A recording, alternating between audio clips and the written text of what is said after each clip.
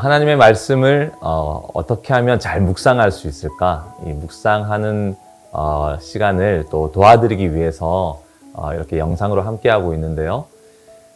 이 묵상에 관련한 이 이야기를 대할 때 그런 생각이 좀 들 수도 있을 것 같아요.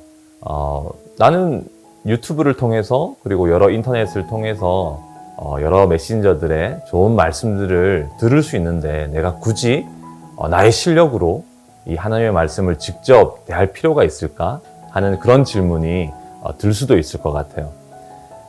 그러나 그 많은 메신저들을 통해서 이 하나님의 말씀을 대할 수도 있죠. 그런데 한번 이런 질문을 스스로 한번 해보면 어떨까요? 정말 내가 원하는 것은 하나님 그분인가? 하는 질문 말이죠. 내가 원하는 것은 하나님 그분인가? 왜 이런 질문을 해야 하냐면 많은 분들이 이 요즘 말씀을 대할 때 인터넷을 통해서 이제 여러 말씀을 대할 때 자기가 필요로 하는 부분에 대한 어떤 자극을 원한다는 것을 좀 알게 되었습니다. 내가 필요로 하는 어떤 부분에 대해서 말씀을 듣고 또 그 부분에 대해서 또 자극을 받고 또 주님 앞에 나아가기 위한 이런 좋은 마음으로 이렇게 말씀을 대하기도 하는구나 라는 것을 알게 되었어요. 말하자면 내가 원하는 말씀을 언제든 우리는 찾아 들을 수 있다는 거죠. 내가 원하는 주제, 내가 원하는 시간에, 내가 원하는 분량만큼, 그리고 내가 선호하는 메신저의 말씀을 언제든 대할 수 있는 그런 시대잖아요. 자, 그런데 이런 부분들을 생각해 볼 때 이 모든 것의 주체가 누구이죠? 바로 나이죠.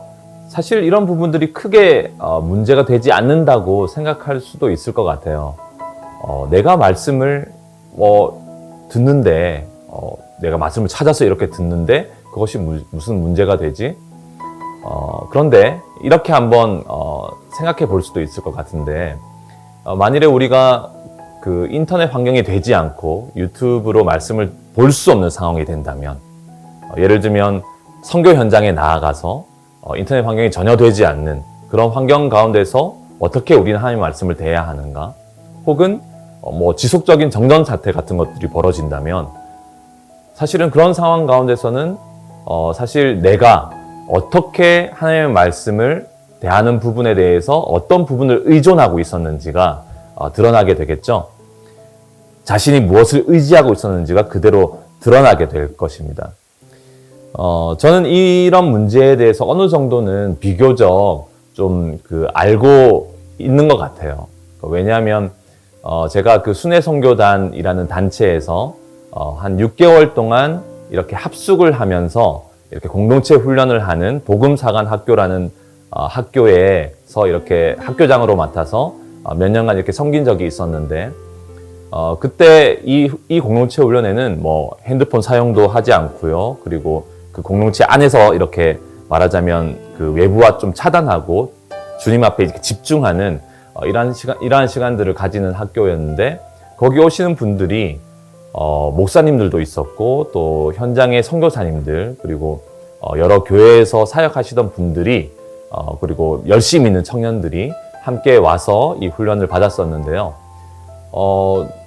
물론 이제 외부에서도 그렇게 여러 그 신앙생활을 하고 열심히 있게 하나님 앞에 달려오던 사람들이었는데 이 공동체 훈련을 시작하자 실제로 자신의 묵상의 이 실력들이 드러나게 되더라는 거죠. 실력이라고 표현하면 좀 그렇지만 하나님의 말씀을 직접적으로 대하고 하나님의 말씀으로 공급을 얻는 것이 전혀 훈련되지 않은 그런 분들이 꽤 많다는 사실을 여러 차례 학교를 경험하면서 사역자들이라 할지라도요. 그런 것들을 좀 저는 경험하게 되었습니다. 자, 그러니까 수많은 사람들이 지금 이 시대에도 유튜브나 또 인터넷을 통해서 하나님의 말씀을 대하는 것도 참 감사한 일이고요. 또 그런 것들을 통해서 우리는 하나님을 알아가고 또 여러 가지 영적 자극을 받고 또 믿음으로 나아가는데 큰 도움이 되는 것 물론 사실이지만요. 우리 자신이 살아계신 하나님의 말씀 앞에 그 말씀을 직접 대하고 주님으로부터 말씀의 공급을 얻는 그런 훈련이 되어야 한다는 사실을 좀 알게 된 것 같아요. 자, 우리의 믿음은 철저하게 살아계신 하나님의 말씀에 의존되어 있어야 합니다. 아멘이실 거예요. 자, 조금 더 날카롭게 얘기를 하자면 여러분, 어떠한 메신저도 여러분의 믿음을, 여러분의 삶을 직접적으로 도와줄 수는 없어요. 우리를 도우실 수 있는 분은 살아계신 하나님이십니다. 그 하나님의 말씀을 그러니까 직접 내가 대하고 그분이 나에게 뭐라고 말씀하시는지 말씀 앞에 머물고 또 그 말씀을 의지하고 기도하는 시간은 매우 중요합니다. 너무나 쉽게 다른 사람들의 묵상에서 소화된 것들을 우리는 들을 수 있지만 그 다른 사람의 묵상에 의존되어서 내가 절대 살 수는 없습니다. 나의 믿음의 삶이 그렇게 유지될 수는 없죠. 왜냐하면 우리 각자에게 이 하나님의 말씀을 주님이 허락해 주셨고 이 말씀 앞에 우리가 직접 나아갈 수 있는 그런 시간들은 얼마든지 있기 때문이죠. 이 말씀은 나에게 주신 하나님의 편지거든요. 물론 처음 믿음을 가진 분이라면 이렇게 여러 다양한 설교들을 통해서 또 목사님들과 선교사님들의 말씀을 통해서 도움을 받고 이렇게 믿음으로 나아갈 수 있겠죠. 사실 독불 장군처럼 나는 다른 사람 얘기는 듣지 않을 거야. 나 혼자 그냥 묵상할 거야. 이렇게 되는 것도 여러분 큰 문제일 것입니다. 우리는 다양한 하나님의 통로들을 통해서 말씀을 들을 수 있어야 합니다. 그러나 제가 말씀드리고 싶은 것은 그런 많은 분들의 그 묵상 그리고 그 메시지만 의존하면서 내가 살 수는 없다는 것입니다. 왜냐하면 나를 직접 도우실 수 있는 분은 하나님이십니다. 그 하나님으로부터 말씀을 듣고 이렇게 반응할 수 있다는 걸 말씀드리는 것이죠. 자, 그러니까 우리는 대부분의 사람들이 자신의 신앙을 너무 쉽게 어떤 영적인 지도자에게 나의 신앙을 의존하게 되는 그런 마음을 너무 쉽게 가진다는 거예요.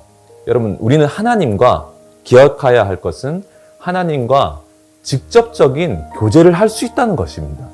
그죠? 살아계신 하나님의 말씀을 직접 대하고 매일 아침마다 이 말씀을 펼치고 그 말씀 안으로 내가 들어가서 그분이 나에게 뭐라고 말씀하시는지 듣고 또 그 음성을 가지고 주님 앞에 기도하며 또 거룩한 삶으로, 경건의 삶으로 우리가 함께 나아갈 수 있다는 것이죠. 하나님의 말씀이 우리에게 있다는 것, 참 복된 일이지 않을 수 없습니다. 자, 그래서 존 위클리프라는 사람은요, 이런 얘기를 했어요. 잘 들어보세요. 밭을 갈고 있는 저 소년이 주교보다 나는 하나님의 말씀을 더 많이 알길 원한다. 그래서 하나님의 말씀을 번역하고 이런 일들을 했죠. 자, 그러니까 어떠한 아이라 할지라도 대단한 영적 지도자보다 하나님의 말씀 더 많이 알길 원한다. 왜냐하면 하나님 말씀을 직접 대하면 그럴 수 있다는 얘기 아니겠습니까? 자, 제가 이런 일이 있었는데, 저는 아이가 셋이 있는데, 셋 중에 이제 둘째가 한 아이가, 지금 헤브론 원형학교라는 대안학교를 다니고 있는데요. 그 학교에서 처음 입학을 하는 날이었어요. 입학을 하고 입학 메시지를 듣고, 이렇게 이제, 차를 타고 이렇게 오는 중이었는데, 제가 이제 차를 라이드를 하고 이제 운전을 하고 있는 중이었어요. 근데 제 딸이 그렇게 이제 저에게 묻는 것입니다. 아빠, 예수님이 예루살렘에 입성하실 때 왜 나귀를 타셨는지 아세요? 그렇게 저에게 질문하는 것이었습니다. 그래서 제가 글쎄 왜 그랬을까? 이렇게 물었어요. 그랬더니 제 딸이 이렇게 얘기하는 거예요. 아빠, 그건 구약의 선지자들을 통해서 예언이 되었기 때문이에요. 이렇게 얘기를 하더라고요. 그래서 제가 깜짝 놀랐어요. 그렇구나. 이사야서에 그렇게 적혀 있지? 제가 이렇게 얘기를 했더니 제 딸이 이렇게 얘기했습니다. 아빠, 아니에요. 스가랴예요. 이렇게 얘기를 했어요. 제가 굉장히 부끄러움을 당하는 시간이었는데 머리에 뭘 한 대 딱 맞는 느낌이었어요. 그러면서 좀 생각을 하게 되었는데 여러분 제가 착각을 했고 또 기억이 안 나서 잠깐 그렇게 얘기를 한 것일 수도 있는데 그 사실 때문에 제 딸이 저보다 성경을 더 많이 안다고 볼 수는 없겠지만요. 그 부분에 대해서는 제 딸이 저보다 더 잘 알 수 있다는 사실에 대해서 제가 받아들이게 되었어요. 자, 이 말은 뭐냐면요. 말하자면 수많은 성경학자들, 지금도 전 세계에 얼마나 많은 성경학자들과 또 이런 성경을 많이 아시는 분들이 있겠어요. 그러나 어떤 부분은 저도 살아계신 하나님의 말씀을 묵상하고 지금까지 이제 10여 년 동안 이렇게 믿음의 삶을 살아오는데요. 제가 어떤 부분은 대단한 세계적인 성경학자들보다 더 많이 알고 있는 부분이 있을 수 있다는 거죠. 왜냐하면 하나님이 저에게 말씀해 주신 부분이 있거든요. 저에게 직접적으로 말씀해 주신 부분이 있단 말이죠. 그 부분은 양보할 수 없어요. 왜냐하면 하나님이 저에게 말씀해 주셨기 때문에. 자, 그러니까 존 위클리프가 정말 얘기한 것처럼요. 어떤 밭을 가는 아이가 어떤 주교보다 성경을 더 많이 알 수 있다는 점. 제 딸이 성경의 어떤 부분은 저보다 훨씬 정확하게 알 수 있다는 점. 자, 이런 것이 굉장히 비밀스러운 일인 것 같아요. 그러니까 날마다의 우리가 이 말씀 묵상을 통해서 사실은 그 누구에게도 들려지지 않는 하나님의 말씀이 개인적으로 나에게 오늘 아침에 그 말씀의 한 장을 통해서 들려줄 수 있다는 놀라운 사실입니다. 여러분, 이것이 묵상의 비밀이에요.